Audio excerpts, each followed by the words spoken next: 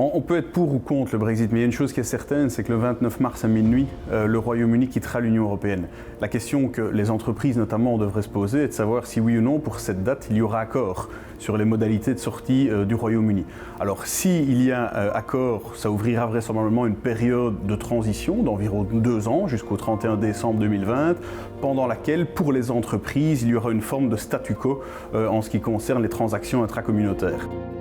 Par contre, s'il n'y a pas accord, c'est ce fameux scénario du no deal,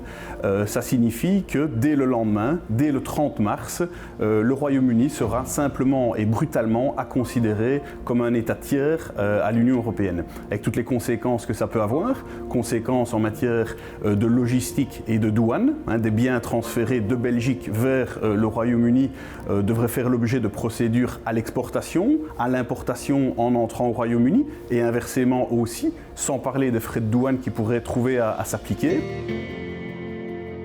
Répercussions aussi en matière de fiscalité pour nos groupes familiaux. On pense naturellement ici au précompte mobilier qui s'applique sur les flux de dividendes ou les flux d'intérêts. Rien n'empêche que des États